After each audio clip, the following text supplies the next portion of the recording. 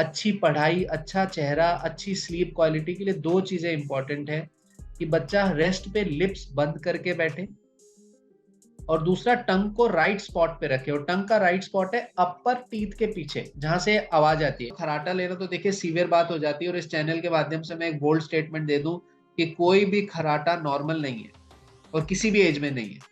जी नमस्कार, आप सभी का स्वागत है हमारे आज के हेल्थकास्ट पॉडकास्ट में। आज का टॉपिक है बच्चों में दांत स्वास्थ्य, यानी कि बच्चों का डेंटल मेकअप और उनका चेकअप। तो इसके लिए हमारे साथ हैं बच्चों के दंत रोग विशेषज्ञ डॉक्टर दीपेश प्रजापति, जो कि जयपुर में प्रैक्टिस करते हैं। Welcome to the show sir. नमस्कार Anupam ji, thank you for inviting me on this show.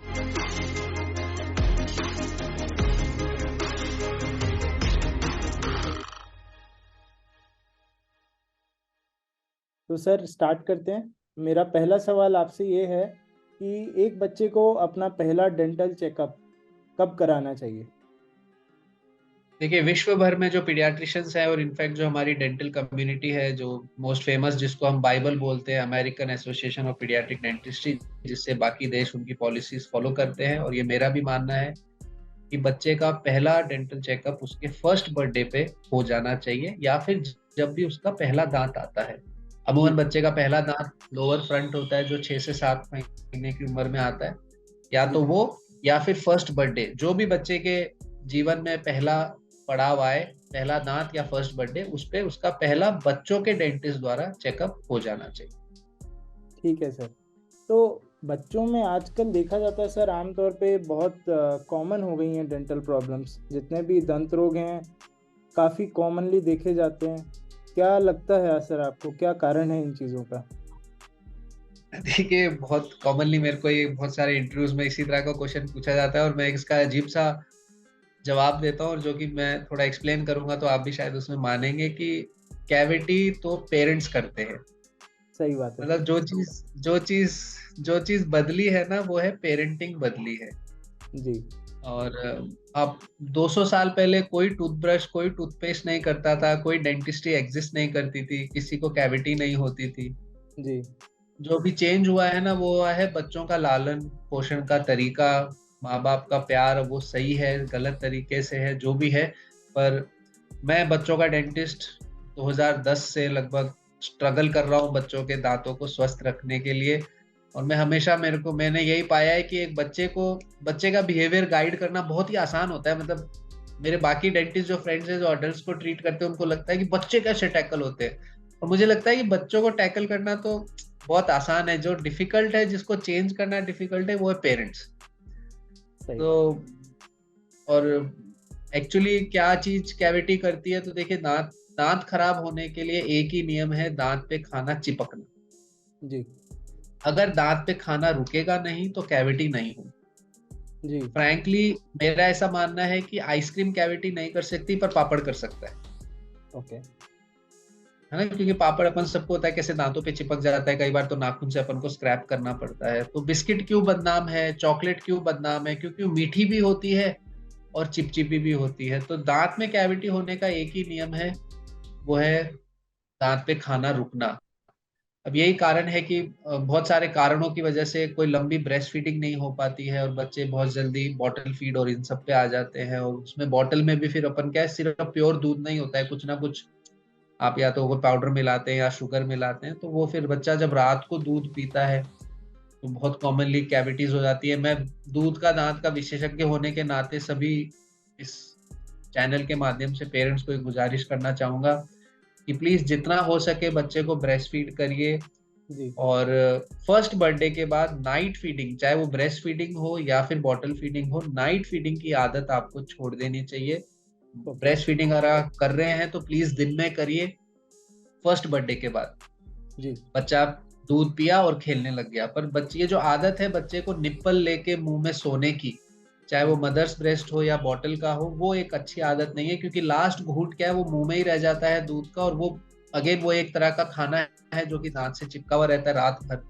जी ये बहुत कॉमनली छोटे छोटे 2-2 2.5 साल के बच्चे जब मुंह में दांत में डेंटल एब्सेस मवाद लेके आते हैं ना, तो किसी को अच्छा नहीं लगता।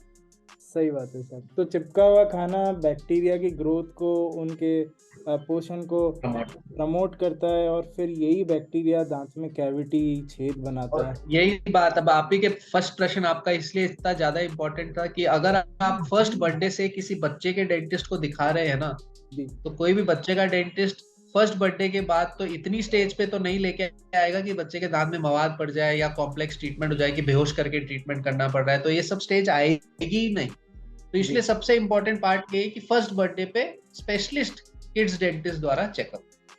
यही हमारे पॉडकास्ट का भी एक एफर्ट है सर कि हम एजुकेट कर रहे हैं लोगों को कि क्या जनरल चीज़ें लोगों को पता होनी चाहिए पर पता नहीं होती हैं। लोग आजकल हर बिल्कुल प्रॉब्लम के लिए गूगल का उपयोग करते हैं, जो कि सही नहीं है। इसलिए हम इस चैनल पे सब अपने एक्सपर्ट्स को बुलाकर लोगों को एक एजुकेशन देने की कोशिश कर रहे हैं। तो सर बिल्कुल। देखिए, मैं इस चीज में एक छोटी सी बात ऐड करना चाहूंगा, जो आपका जो बोला ना कि अ, हम स्पेशलिस्ट डॉक्टर है ना, अदर डॉक्टर के मिस डायग्नोसिस से भी परेशान है। जी, मैं पेरेंट्स को यही बोलना चाहता हूँ कि आप किसी बच्चे को वो पर्टिकुलर बीमारी नहीं है तो उसके लिए भी स्पेशलिस्ट ही चाहिए, ओके। है ना। नॉन स्पेशलिस्ट की कहा बात मत सुने कि मतलब हड्डी रोग विशेषज्ञ से ये ना पूछें कि दिल में बीमारी नहीं है। जी, अगर आपको कंफर्म करना है कि दिल में बीमारी नहीं है तो प्लीज कार्डियोलॉजिस्ट को ही पूछें।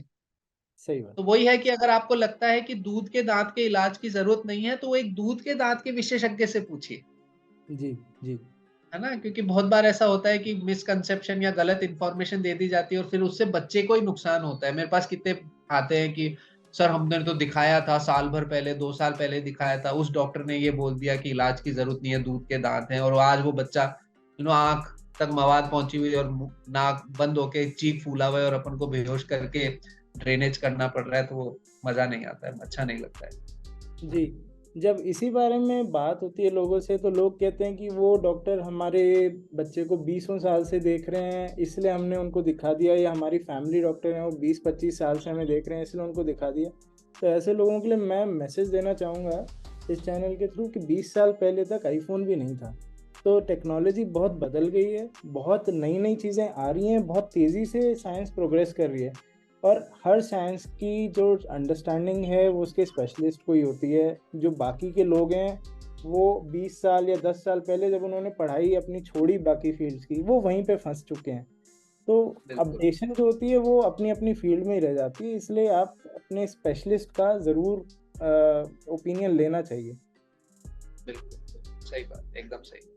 तो सर अगला सवाल मेरा आपसे ये रहेगा कि बहुत बच्चे मुंह से सांस लेने की एक हैबिट बना लेते हैं। इस हैबिट का कारण क्या है और इस हैबिट के क्या कॉम्प्लिकेशंस, क्या प्रॉब्लम्स होते हैं? बहुत लंबा सवाल मैं आपको दे रहा हूँ सर, इसलिए हाँ, देखिए, कोई भी बीमारी क्या है, ज्यादातर बीमारियां यूनिफैक्टोरियल नहीं होती, ज्यादातर बीमारियां मल्टीफैक्टोरियल होती हैं। बहुत सारे तो कारण ये होते हैं। मुंह खोल के सोना भी एक मल्टीफैक्टोरियल इटियोलॉजी है कि बहुत सारे कारण होते हैं जो एक साथ काम करने लगते हैं। जी, मैं शुरू से बात करूं तो ये प्रेगनेंसी से ही चालू हो जाता है। जी, जब बच्चा इन यूट्रो होता है, मम्मी के कोख में पनप रहा होता है, वो मम्मी की क्या इम्यूनिटी लेवल है, उनकी क्या डाइट है, उनका क्या विटामिन डी लेवल है, जी, thanks to cell phones and all, कि आजकल प्रेग्नेंट मम्मियां भी अपने आप को सनलाइट पे एक्सपोज नहीं करती हैं। जी। एंड देन सनलाइट पे एक्सपोजर नहीं हो तो विटामिन डी तो मुझे लगता है 10, आप भारतवर्ष में 100 लोगों का चेक कराओगे तो 90 का विटामिन डी कम आने वाला है।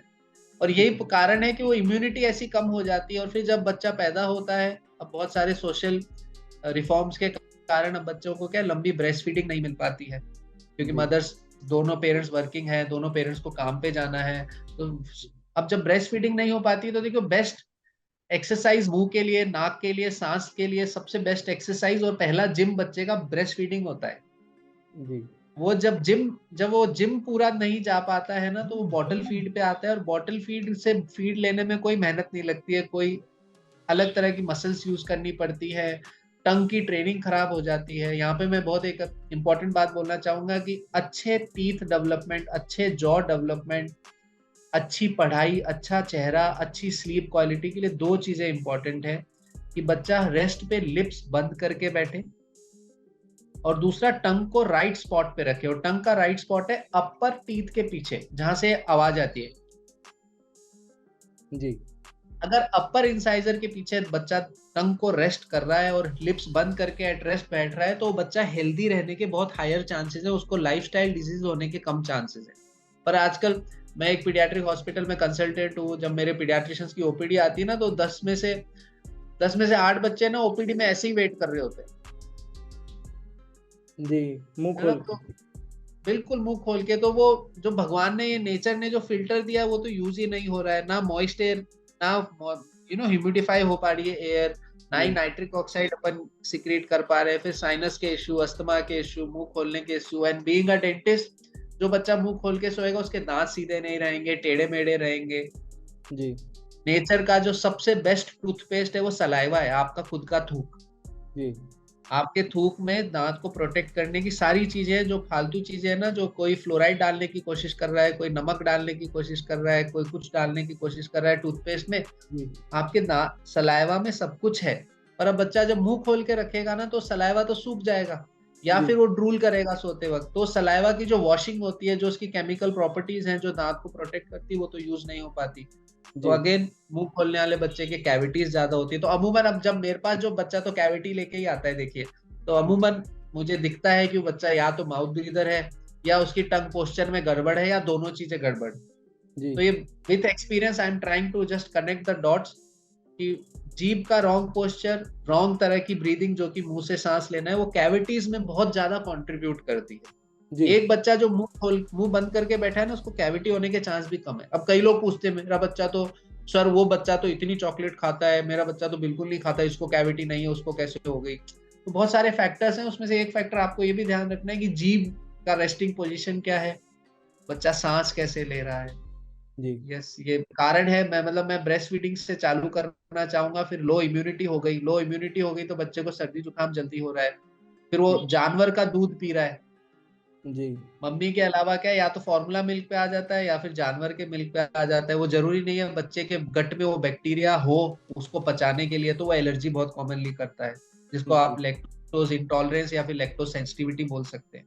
जी गाय, दूसरे जानवर का दूध पाचन खराब करता है, ये सब भी इश्यूज रहते हैं, तो उसकी वजह से और इम्यूनिटी डाउन, तो फिर आपको सर्दी जुकाम ज्यादा रहता है, एलर्जिक आप ज्यादा रहते हो, इम्यूनिटी डाउन रहती है। तो फिर वो एडिनोइड टॉन्सिल, वो एक साइकिल है कि नाक से सांस लेना और दूबर हो जाता है, फिर आप और मुंह से सांस लेते रहते हो और नाक से दूबर हो जाता है। तो जी मेरे तो बहुत सारे कैविटी वाले बच्चों को मैं, मेरे बहुत ईएनटी मित्र हैं जो मैं प्रोफेशनल्स हैं जो मेरी फ्रीक्वेंसी पे सोचते हैं, उनको तो मैं बहुत रेफर करता हूँ।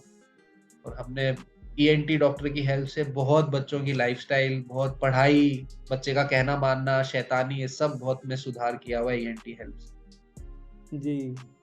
तो सर, ये जो मुंह से सांस लेने की आदत है ये बच्चों के विकास को किस तरह से बाधित करती है? आपने बहुत सारे ऐसे बच्चे देखे होंगे, इसीलिए मैं आपसे ये सवाल पूछना चाह रहा हूँ कि over a period of time, जब वो अपनी उम्र में बढ़ते हैं, अपनी क्लास में जाते हैं, स्कूल में जाते हैं, तो उनकी ग्रोथ को किस तरह से बाधित करती है?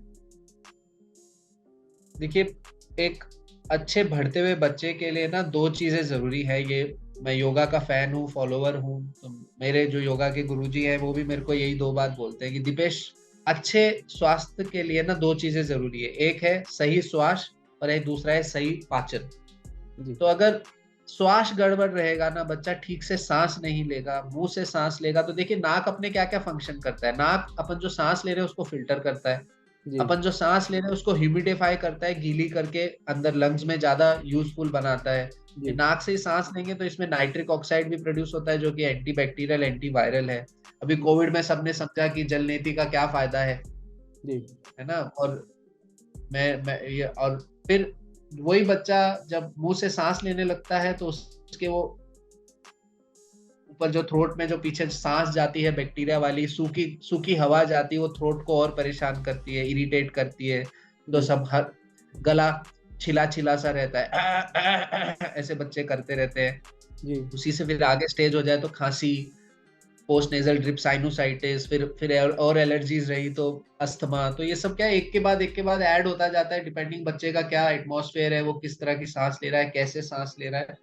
जी तो फिर बच्चा ठीक से अगर रात को मुंह खोल के सोएगा, और शायद अगर खराटे ले रहा है, तो खराटा ले रहा है तो देखिए सीवियर बात हो जाती है। और इस चैनल के माध्यम से मैं एक बोल्ड स्टेटमेंट दे दूं कि कोई भी खर्राटा नॉर्मल नहीं है और किसी भी एज में नहीं है जी। तो प्लीज कोई भी आपकी फैमिली में किसी भी एज में किसी भी लेवल पे खर्राटे ले रहा है, रेगुलरली ले रहा है, प्लीज अपने ईएनटी डॉक्टर, एक स्पीच स्पेशलिस्ट, अपने ईएनटी डॉक्टर से कंसल्ट करें और खर्राटा बंद करें।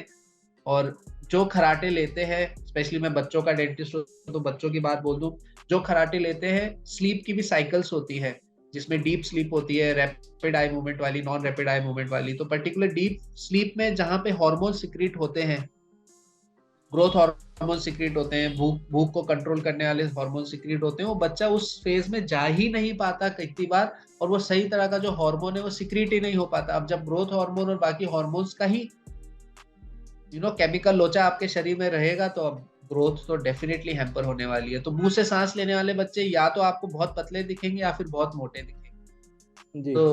तो यूजुअली क्या, बॉडी उसको कैसे कंपनसेट करने की कोशिश करी है, बच्चे बच्चे पे डिपेंड करता है। ऐसा नहीं है मुंह से सांस लेने वाला बच्चा सिर्फ मोटा रहेगा या सिर्फ पतला रहेगा। मेरा कहने का मतलब ये है, मुंह से सांस लेना नॉर्मल नहीं है, आपको उस पर काम करना चाहिए। आप ऐसा डेंटिस्ट को ढूंढिए जो या तो स्लीप डेंटिस्ट्री, एयरवे डेंटिस्ट्री में हेल्प करता है। अपने एक ईएनटी को ढूंढिए जो एयरवे सेंट्रिक है। जी। और प्रॉब्ली आप कमेंट सेक्शन में भी, इंडिया में कहीं पे भी है तो आप कमेंट सेक्शन पे भी लिख देंगे तो मैं या अनुपम आपको डेफिनेटली एक स्लीप फ्रेंडली डॉक्टर पास में ढूंढने में बिल्कुल हेल्प करें। जी सर, इसी नोट पर सर आज का पॉडकास्ट हम यहाँ पे ख़त्म करते हैं। आपने बहुत अच्छे मैसेज दिए और मेरे को पक्का है कि हमारे जितने भी व्यूअर्स हैं, जितने भी श्रोता हैं, उनको बहुत कुछ सीखने को मिला होगा इस पॉडकास्ट से। मेरे को भी सर बहुत कुछ सीखने को मिला। Thank you so much. Thank you. नमस्कार।